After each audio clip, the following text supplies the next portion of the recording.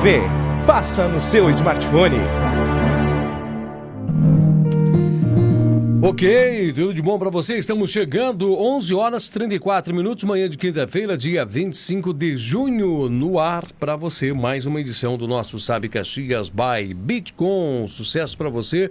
Obrigado pelo carinho, obrigado você por estar junto conosco mais uma vez, nos empoderando, nos dando a oportunidade de estar junto com você. Isto não tem preço. Temperatura que marca 16 graus em Caxias do Sul. Agora, há poucos instantes atrás, já esteve até um pouco mais alta, mas a tendência agora é queda, e queda livre. Segundo a previsão do tempo, nós vamos estar com temperaturas abaixo da casa dos 10 graus já no período da noite. E aí sim as temperaturas acentuando-se, queda ainda mais no período da madrugada. Segundo a previsão do tempo, essas chuvas que caem sobre Caxias do Sul, elas são de forma passageira. Em que sentido? Ficarão presentes somente hoje. A partir de amanhã, sexta-feira, o tempo já ficará mais firme, mas claro, também dando abertura para que as temperaturas caiam ainda mais. Vamos ter temperaturas baixas na sexta, no sábado, domingo, e assim seguirá ao longo também da próxima semana. É uma semana de transição com despedida do mês de junho para o mês de julho, e mesmo assim acenando-se entre chuvas e, claro, também com esta onda de frio. Que salutar para este momento da nuvem de gafanhotos, né? Aí a nuvem de gafanhotos tem que ir para outro lado, tem que fugir para não se envolver nisso tudo. Deixa eu fazer um cumprimento muito especial a ele, Miguel Brambila, que está tomando o seu café, que não tem nome, não tem marca, mas é um café muito gostoso, muito saboroso, espumoso, né? Com uma quantidade de aditivo de açúcar, e nesse exato momento ele faz um cumprimento especial à nossa audiência. Bom dia, Miguel. Bom dia, Edinho Soares, bom dia a todos. E estamos aí mais uma vez, né? Mais um dia, né? Eu sou nuvem passageira, aqui com o vento se vai, né? Me lembrei nessa questão do tempo aí, né? Eu sou nuvem passageira. Em seguida eu já corrijo a luminosidade aqui, Edinho, né? Na próxima intervenção tu aproveito para corrigir a luminosidade aqui da nossa intervenção, mas vamos lá, né? Chuva necessária e precisamos que chova, né? Mais e mais. E nos auxilia também, inclusive, nessa questão das nuvens de gafanhotos, nos invadindo nesse momento. Bom dia, Edinho, bom dia a todos. Vamos lá, mais um programa, meu irmão. Beleza, com toda certeza, né? Um bom dia especial. E o que chama a atenção, né? É o mundo do jeito que está. Tem nuvem do gafanhoto, tem a nuvem de poeira Godzilla, que está saindo da região do deserto do Saara em direção às regiões caribenhas ou à América do Sul, do Central, ali na região também dos Estados Unidos. Uma nuvem de poeira grandiosa, né? Foi alertada esses dias atrás sobre tudo isso, mas ela foi longe, atingiu Cuba, vai chegar também em outras localidades, em outros países da América Central, tem potencial para chegar na Flórida. A Flórida é os primeiros estados, né, muito próximos ali à região central, ao México, ao lado do Texas, vai fazendo uma ligação com tudo aquilo, né? E o que vai trazendo de destaque tudo isso? Situações adversas com o mundo na sua climatologia também. Chamando a atenção, claro, com os efeitos da pandemia, tudo para, diminui a emissão de gases, diminui tudo isso. Isso já traz um efeito visível em mudanças que estão ocorrendo ao redor do globo, hein, Miguel? Sim, Edinho, e nós temos que lembrar a importância da ecologia desde sempre. Isso é um reflexo de que o cidadão precisa entender que a sua parte pode mudar o universo, sim. Nos pequenos espaços que temos, nós podemos espalhar a natureza. A semente da vida, ela está todos os dias, numa fruta que você come, a semente que você joga fora, né? Muitas cidades estão voltadas para isso. Muitos ecologistas no mundo são chamados de ecochatos, porque acabam, né, se tornando preocupados para muitos, omissos em exagero com essa questão. Nós estamos sofrendo o reflexo de uma despreocupação total com o planeta. Na questão, por exemplo, dos poços de petróleo, na questão da produção industrial sem freios, né? O protocolo de Kyoto não foi aí um consenso mundial, então todo mundo quer produzir muito, né, para poucos, e é o que acontece, se produz muito para poucos. Fico pensando onde é que estarão esses carros de super luxo que custam milhões, Ferraris, etc., daqui a um tempo, quando não servirem mais, quando forem sucatas, nos museus que não servirão para o transporte de ninguém, apenas para agradar aí alguns, né, exóticos colecionadores. E aí, portanto, nós estamos sofrendo, como coletividade, o reflexo disso. A ecologia está abandonada por muita gente. Nós passamos aí a questão da Amazônia, né, para o mundo no sentido negativo, né, devido à reunião ministerial do dia 22, ficou sabendo exatamente aquilo que se pensa no estilo House of Cards, né, passa boi, passa boiada, diz o ministro, achando que distrai a população. Quando se fala de pandemia, vamos passar leis, né, que liberem a questão de destruição ambiental na Amazônia. Isso ficou gravado e é preciso que seja lembrado e relembrado. Nós estamos sofrendo o reflexo disso, da falta de consciência, porque não há nenhuma dificuldade, e eu falo com consciência, Edinho, porque tenho aqui um espaço livre para o quintal de casa e estou fazendo aí uma coleção de sementes para doar. Você come uma fruta, eu coloco ela numa caixinha de leite, um pouquinho de terra, e estão colocados ali na chuva e no sol, de vez em quando você rega, para fazer doação, nem que a pessoa coloque num vaso, coloque no terraço de casa, a fotossíntese ensinada na 4ª, na 5ª série, que gera oxigênio, que libera aí o ciclo das águas. Nós temos que se preocupar com isso, sim, nós temos que nos preocupar com isso e temos que trazer esta preocupação para as novas gerações. Este é o mundo que nós estamos deixando para nós próprios e para os nossos filhos. É o reflexo de uma despreocupação total, de um capitalismo falido, né, e de uma política mundial falida que gera aí uma industrialização desenfreada sem nenhuma preocupação com o amanhã, Jim. Miguel Brambila, mudando de assunto, mas com a mesma temática, o mesmo teor, mesmas observações, a Prefeitura de Caxias do Sul reedita o decreto e traz um certo aperto para atividades noturnas em Caxias do Sul, aglomerações em parques, observações também relacionadas a atividades que envolvem, né, muitas vezes bebidas alcoólicas, e traz uma nova interpretação visando a abertura de supermercados por um prazo de mais 2 horas. O que você pode analisar sobre esses movimentos aqui em Caxias do Sul? Nós falamos hoje com o secretário do Planejamento, João Wes, fez um discurso muito duro para a população caxiense, alertando de que é hora necessária de todos dar as mãos e que inevitavelmente Caxias do Sul teve que chegar a um ponto desse, porque foram flagrados nos últimos dias muitas movimentações em Caxias do Sul e, claro, descuido, que está se refletindo nos números caxienses, que apontaram ontem 805, acredito eu que o sábado para domingo, talvez sábado, já atingimos 1.000 casos notificados, porque tem ainda mais 400 subnotificados que a Prefeitura de Caxias do Sul ainda não botou a mão nisso. Pode ser que nós tenhamos surpresas reveladoras aí para essa semana e, claro, amanhã, a interpretação do governador sobre tudo isso. É verdade, Edinho. Pela estatística da doença, 1.000 casos representam 50 mortes. Pode anotar, isso é um dado estatístico, né? E considerando 5%, nem é os 6, 7% que é a média da doença. Você veja que no Brasil nós estamos aí com aproximadamente 1 milhão de casos e não estão sendo contadas as subnotificações, portanto, né, muita gente está aí incubando o vírus e não sabemos de que forma isso vai se manifestar.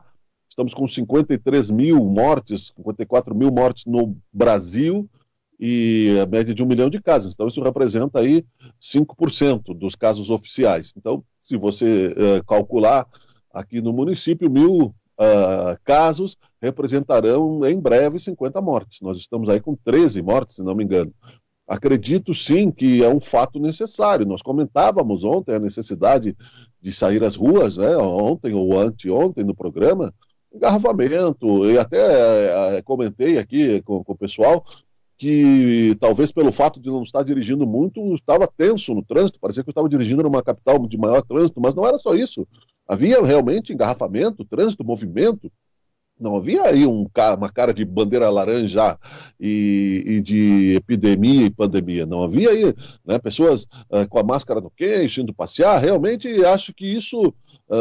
agora tem uma questão, né? O ser humano negacionista, e esse foi o nosso principal problema, nos colocou no epicentro do mundo, de grau de contágio e de mortes avançando. Não vão, enquanto não morrer alguém da família de um negacionista, não vão aceitar aí medidas autoritárias, né? Não vão, que eles consideram autoritárias. Eu não considero que seja autoritário, eu considero que seja necessário. mas ainda temos que ter aí esta preocupação de uma sociedade, veja que a educação falta, onde seja necessário decretos, restrições, avança, atrasa. Portanto, depois de 90 dias de pandemia, 54 mil mortos, as pessoas ainda não levam a sério. Você não acha que realmente vão levar a sério até que morra alguém da família deles, algum amigo, só assim mesmo. Porque, caso contrário, eles não estão preocupados com a morte dos outros e também não estão preocupados com a disseminação do vírus, né? Não estão, se são assintomáticos, se vão estar. E assim, de muitas empresas também estão, que com grandes funcionários, vão acabar, com grande número de funcionários, vão acabar abafando dentro do seu núcleo ali, para não sofrerem medidas restritivas externas. Isso aí também é bem possível que esteja acontecendo, não só em Caxias do Sul, mas no país inteiro. Indústrias com bastante gente, aonde um funcionário acabe, né, percebendo algum tipo de sintoma, vão tentar abafar o caso na própria indústria, muitas vezes, justamente com o medo que aconteça igual ao JBS, alguma sanção, algum fechamento, algum tipo, né, de problema maior. Isso também nós estamos enfrentando e enfrentaremos. À medida do mercado, as restrições, eu ainda acho que com um pensamento mais amplo, mas é a questão da segurança também, e aí se tivéssemos, né, mais ação na questão da segurança pública, inclusive com a utilização, por exemplo, do Exército, ajudando aí a Brigada Militar e as polícias em geral, ao contrário de restringir o horário, ampliar o horário de funcionamento.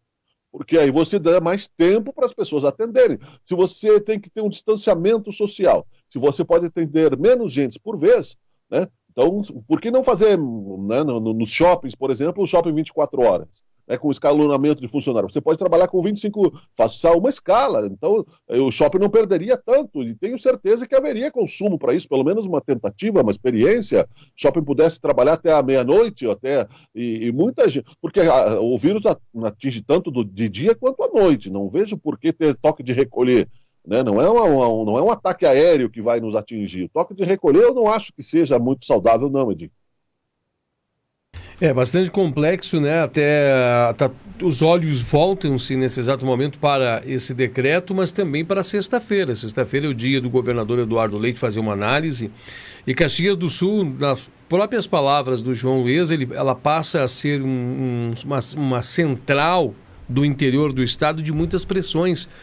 Pois se Caxias relaxar, ela pode levar junto com ela toda a região à bandeira vermelha. Então há prefeitos aqui dos municípios ao entorno que estão muito preocupados com o desenrolar da situação que está ocorrendo. E claro que Caxias do Sul, por ser a maior cidade, é a que mais pesa nas estatísticas aqui para a região. A contrapartida também, Miguel, chama a atenção sobre uma situação que ocorreu, nós estávamos observando hoje pela manhã, em Gramado. Gramado e outros municípios aqui da região fizeram um empenho muito grandioso para ampliar os leitos, para que pudesse voltar a bandeira laranja nas interpretações do governador. Mas agora Gramado está recebendo pessoas de outras regiões, que não fazem parte da 5ª Coordenadoria da Saúde, por falta de leitos nessas outras regiões. Já está recebendo pacientes ali. E tudo isso vai gerar uma dificuldade grande ainda, ou maior, para a análise do governador do Rio Grande do Sul, sexta-feira amanhã, sobre a posição da bandeira da nossa região aqui. É verdade, mas ainda assim, acho justo que se receba pessoas de outras regiões, porque nós não podemos criar um separatismo nacional. Eu acho que a vida, inclusive essa questão aí da compra de leitos, acho muito relativo, né? Que muita gente continue ganhando dinheiro com a doença. Essa venda de testes em farmácias também, eu acho que é um certo oportunismo, porque só a pessoa que tem dinheiro vai poder fazer o teste, né? O pobre não vai fazer. E já se sabe, né? Já temos falado isso e já é notícia nacional que nas favelas há maior solidariedade do que onde há mais dinheiro, porque a excessiva preocupação com o dinheiro é ruim. Mas também não temos preocupação nenhuma com a economia também é ruim. Acho que o pessoal está tentando se reinventar, sim. Né? Você percebe que nós estamos num momento inédito na história da humanidade atual e que está demorando para passar. Portanto, as medidas de proteção individual, eu acredito que deva ser mais rígida, né? Devam ser mais rígidas, né? No sentido de que como disse, no aperfeiçoamento da utilização de máscaras, no aperfeiçoamento aí da questão de você isolar-se pessoalmente, no sentido de não transmitir o vírus aonde você se relaciona, mas não podemos também colocar todas as pessoas dentro de casa, né, e dentro dos seus escritórios, muito menos, é impossível. Nós precisamos agir, porque o Estado não vai pagar as contas de ninguém, né, e nós temos aí essas distorções desses roubos aí no auxílio emergencial, que eu considero que é roubo, né, e acho muito importante que a transparência aconteça, mas dentro desta ideia, Edinho, há uma outra questão nessas bandeiras que também preocupa o Brasil, que é o gosto que a justiça está pegando em administrar-se, colocando acima dos políticos que foram eleitos. Acho que o papel da justiça é fiscalizar a questão da lei e não ficar baixando decretos, né, de fecha, abre, porque aí você desmoraliza, você desautoriza o administrador que sabe as contas do município, sabe o tanto de gastos.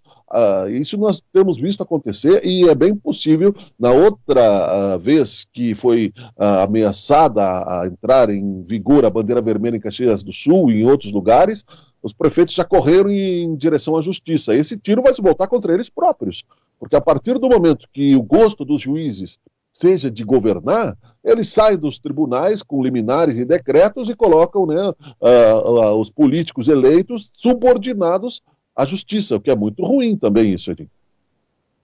Tem bastante situações que estão prontas a aparecer, né? Situações que parecem ser minúsculas ou pequenas agora, mas que estão perto de se transformar grandes, né? E, acima de tudo, além de se transformar em grandes, até mesmo de uma difícil solução. Eu estava fazendo uma observação aqui, Miguel, enquanto você falava, né? Então, o Brasil, 54 mil mortes, 1.200.000 pessoas infectadas. O país assume a segunda posição com o maior número de vítimas e também infectados do mundo. E o segundo, que a própria Organização Mundial da Saúde prevê que o Brasil pode ainda liderar, né? Tem potencial para liderar, porque agora compreende-se ou entende-se ou verifica-se que nós estamos entrando na curva ascendente, né? Naquela curva que realmente chamará a atenção. Inclusive, hoje pela manhã teve uma matéria, deixa eu ver se eu localizo ela aqui, pelo menos a sua manchete. Ela estava publicada se não me falha a memória, no Correio do Povo, se não me falha a memória, ou no grupo, ou no ZH, que falava que a difícil missão para o Estado do Rio Grande do Sul é agora evitar o colapso da sua saúde. Então a gente vê que números agravam, a situação política também agrava. O Banco Central diz que o PIB vai retrair mais de 6,5% em 2020. O FMI aponta que o Brasil vai mergulhar numa onda negativa, talvez uma das maiores do planeta, chegando a 9,1%. Só não será maior que o México chegará a 10%, segundo a previsão do PIB. Mas colocará nós num abismo, né? Diz que nunca na história houve uma queda tão expressiva, segundo os cálculos, nem em 1930. Então, a gente para analisar, segundo as projeções, Miguel Brumila, que vem aí, que vem apontando que situações temerosas poderão vir, né? Claro, com certeza. Mas ainda acho que é um terrorismo, sabia, Edinho? Social e um terrorismo midiático, com a questão de se colocar aí economistas, sempre são negativistas, né? Eu já citei aqui o Thomas Malthus, que dizia que a humanidade passaria fome porque ia crescer mais rápido do que a capacidade de gerar alimento que nós tínhamos na época, né, que era no século XIX, e era um estatístico da época. Já podemos entender também, né, que os fabricantes de carroça achavam que a Ford e os inventores de carro iriam à falência, continuaram, né, sem os próprios pneus também, de borracha. Muita gente, né, que aposta no mal, fica assustando as pessoas nesse sentido, e as pessoas que não têm ainda a suficiente capacidade de compreensão e de autogestão, de ter uma esperança mais profunda na humanidade, acabam mesmo se apavorando. É uma realidade relativa, ela pode existir ou não, porque nós temos máquinas, nós temos a capacidade humana. O que pode acontecer, e o que acho que já está acontecendo, é a tentativa de predomínio de um grupo sobre outro, como sempre aconteceu na humanidade materialista. porque ressalve-se, né, que o conhecimento desapareça e que o coronavírus acabe com a memória estratégica humana e que nós esqueçamos, por exemplo, que já inventamos a roda e a nanotecnologia, a recuperação pode ser mais rápida. Nós tivemos aí a maior safra agrícola do Brasil, da história do Brasil. Então, nós estamos produzindo para quem? Para quem é que vai se beneficiar, quem é que estava se beneficiando destes 10% de crescimento, vamos falar do mundo, né? Apenas os mesmos fabricantes, né? Você veja bem que um jogador de futebol na década de 70, e o Garrincha morreu pobre, não ganhava nem 1% do que ganham os jogadores hoje. Onde é que está todo esse dinheiro? O que fazem, né, as pessoas, os bilionários que têm ilhas, que compram aí mansões em todas as capitais do mundo, em Dubai, onde o ouro, as torneiras são de ouro. Para que serve tudo isso? Para que serve um crescimento desenfreado da indústria se não atinge aí a humanidade toda, se não serve para ajudar as pessoas, né, que estão passando fome e sede na África, porque não tem água potável, e no Brasil também, né, tirando aqui da cartola a piadinha estúpida do Bolsonaro, dizendo que o brasileiro é forte porque mergulha no esgoto e sai forte, né? Então, quer dizer, não precisamos de medidas sanitárias, é só uma gripezinha, né, sanitárias, enfim, né? Então, essa humanidade egoísta merece realmente isso, merece aquele cidadão, né, sendo verdadeira a lista aí do auxílio emergencial que foi publicada, aquele cidadão corrupto que diz que tirou o auxílio emergencial para pagar o seu funcionário tem direito ao auxílio emergencial caso perca o emprego. Ele não tem a autoridade, o empregador do MEI, por exemplo, que tem um funcionário, ele tem que pegar o auxílio emergencial para si, não para pagar o seu funcionário, que se fosse demitido poderia pegar, ou se estivesse aí dentro dos critérios. Esse cidadão corrupto é tão corrupto quanto o político e merece realmente, né, passar por maiores necessidades para aprender a dividir a riqueza. Esse é o nosso desafio atual. Dividir, não precisa ser o Papa João Paulo II, né, para dizer que é necessário dividir a riqueza. A riqueza não é dividida. Nós vemos aí os pátios das montadoras abarrotados de carros. Um carro, não existe carro popular mais. Um carro no Brasil você não compra por menos de 40 mil reais e que você vai pagar 60 mil. E nos Estados Unidos esse mesmo carro custa muito menos, né? Então, esse egoísmo, esse negativismo, essa visão do mal, né, de que os economistas colocam, né, não vejo por que nós crescemos para não dividir o bolo, né? A gente cresce para quê? Para acumular, né, para as traças comerem nas roupas, no guarda-roupa, como o Imelda Marques, né, no Panamá, quando saiu do poder porque a população passava fome, ela tinha mais de 2 mil pares de sapato. O que adianta? Então, não vejo negativismo maior nisso, a não ser aqueles que querem realmente apavorar as pessoas, como sempre quiseram, para continuar dominando, né? Para continuar através do terrorismo, né, emanado pelas ondas aí da mídia em geral, né? Não da mídia correta, da mídia que manipula as mentes das pessoas, hipnotiza a população e mantém a população submissa, com medo.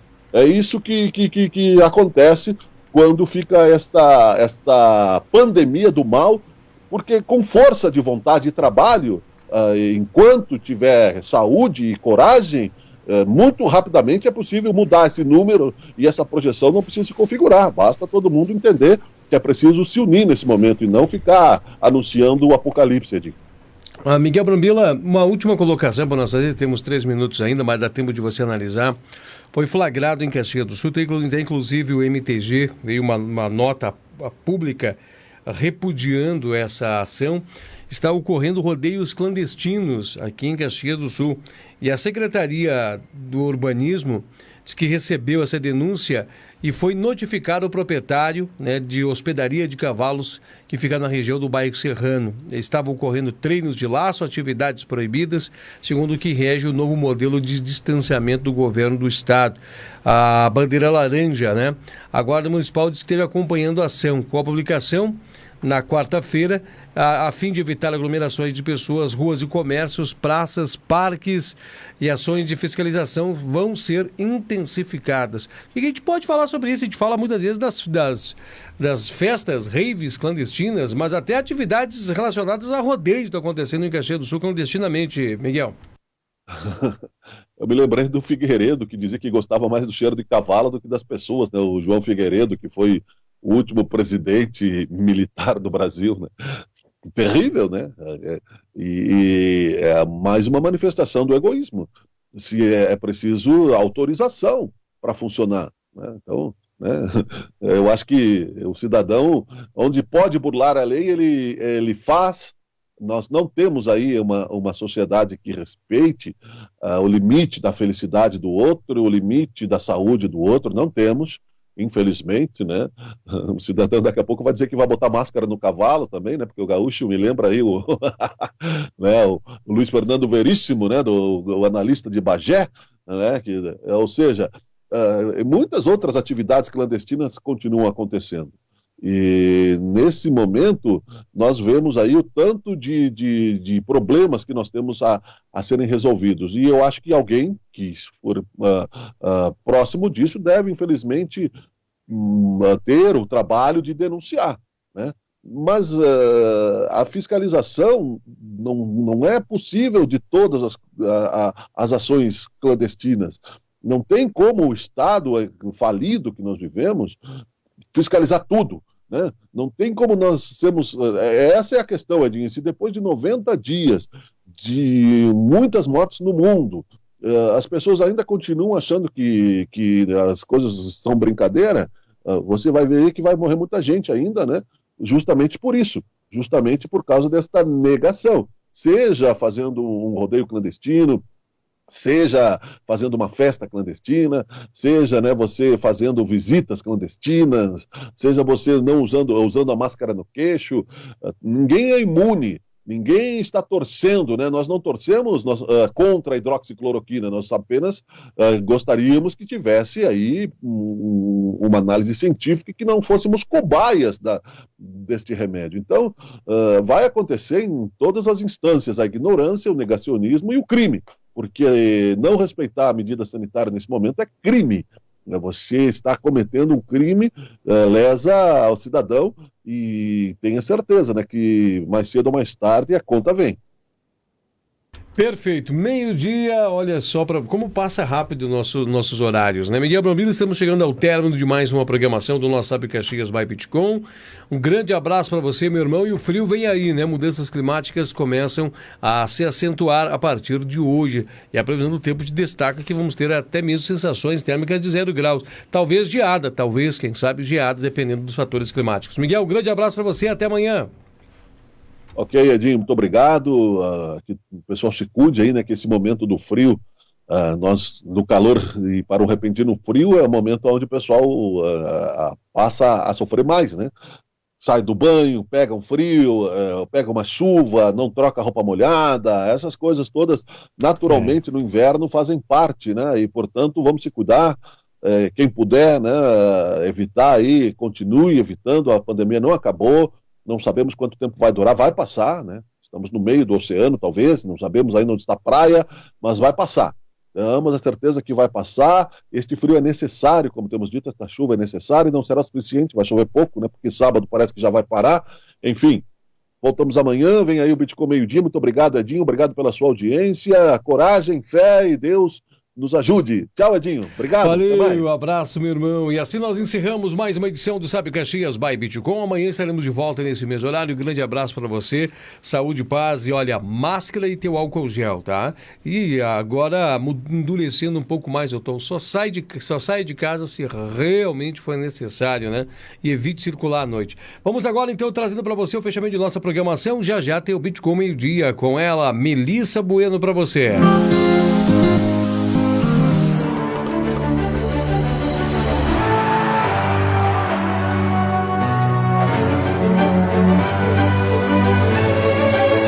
Bitcom TV. Passa no seu smartphone.